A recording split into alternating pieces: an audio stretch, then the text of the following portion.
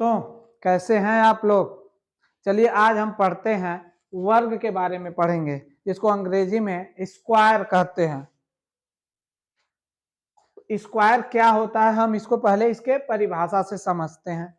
ऐसा चतुर्भुज, चतुर्भुज मतलब ऐसी आकृति जिसमें चार भुजाएं हो, ऐसा चतुर्भुज जिसकी सभी भुजाएं आपस में बराबर हो एवं अंदर का प्रत्येक कोण 90 डिग्री का होता है, उसे वर्ग कहते हैं। आइए इस फिगर में देखते हैं, इसमें कितनी भुजाएं, चार भुजाएं हैं और चारों भुजाएं जो है एक दूसरे के बराबर है। और इसके जो अंदर के कोण होते हैं, ये 90 डिग्री होगा, ये 90 डिग्री होगा और ये 90, मतलब चारों अंदर के जो कोण होते हैं 90 डिग्री के होते हैं। और इनके जो भुजाएं हैं बराबर हैं। अगर ये एक भुजा ए है तो ये भी भुजा ए है, और यहाँ पर ये भी ये होगी, ये भी ये होगी। अब बात आती है कि वर्ग अगर हम पढ़ रहे हैं तो इसमें कैसे कैसे सवाल पूछे जाते हैं, क्या क्या निकालना रहता है। तो पहला चीज निकालना रहता है वर्ग का परिमाप।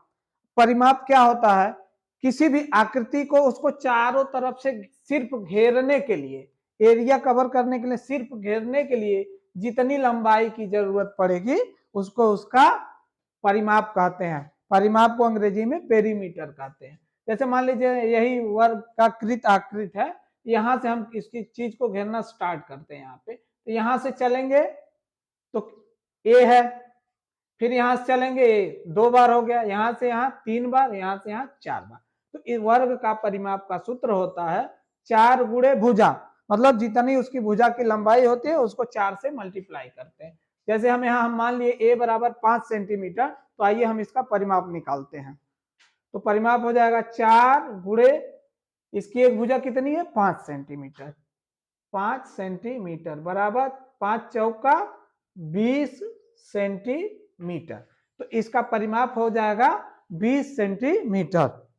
अब अगला चीज पूछा जाता है किसी वर्गाकार आकृति का क्षेत्रफल। क्षेत्रफल होता क्या है हम पहले ये जान लें कि मतलब किसी, मान लीजिए वर्ग है, इसकी एक भुजा 5 सेंटीमीटर है, तो इस आकृति से कितना जगह ढकता है।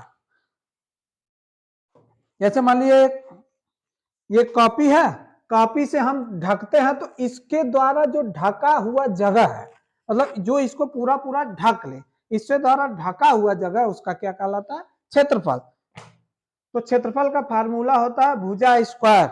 अब भुजा कितना है इसका, एक भुजा कितने का है, ए है, भुजा ए है, ए का स्क्वायर हो जाएगा। अब यहाँ पे कितना है, हमने माना है 5 सेंटीमीटर।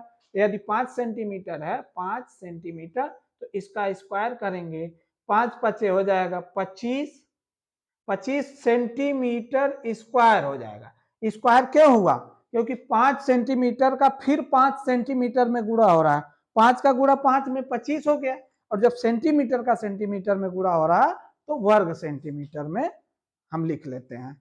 अब वर्ग की भुजा निकालना हो, कभी कभी सवाल दे दिया जाए कि वर्ग का क्षेत्रफल दिया हो, या वर्गाकार खेत का क्षेत्रफल दिया हो, या किसी कमरे का क्षेत्रफल दिया हो, और उसकी भुजा की लंबाई पूछ ले, या लंबाई या चौड़ाई पूछ ले, क्योंकि लंबाई और चौड़ाई वर्ग में बराबर ही होते हैं।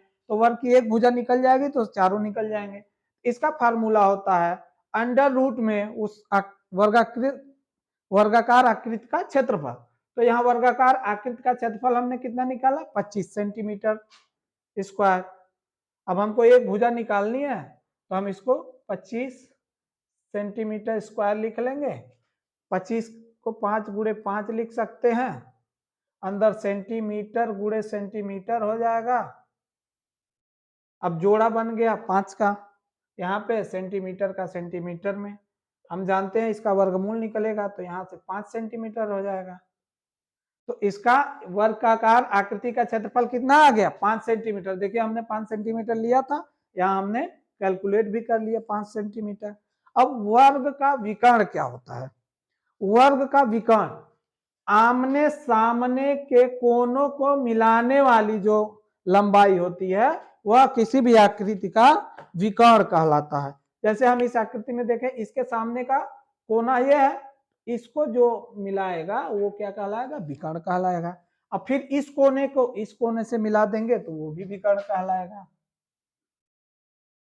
एक वर्ग में 2 विकर्ण होते हैं, एक वर्ग में 2 विकर्ण होते हैं।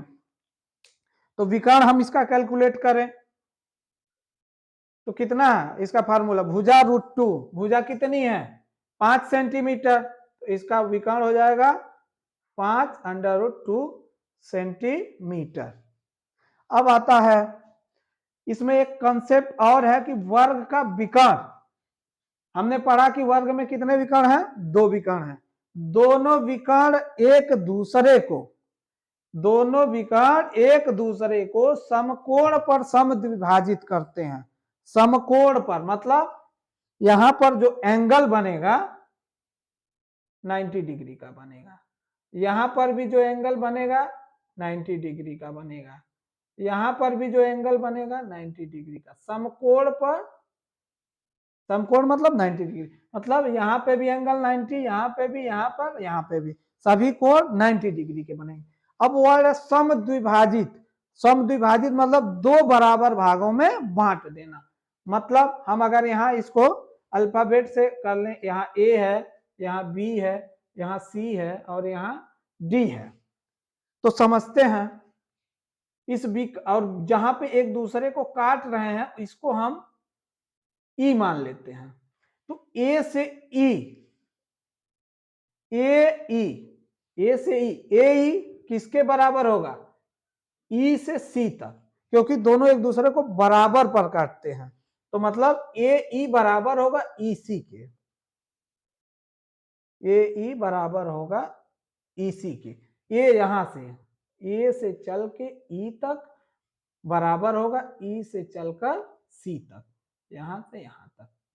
अब अगले विकर्ण में क्या होगा, यहाँ पे पॉइंट ई है जहां पे एक दूसरे को काट रहे हैं, तो बी से ई,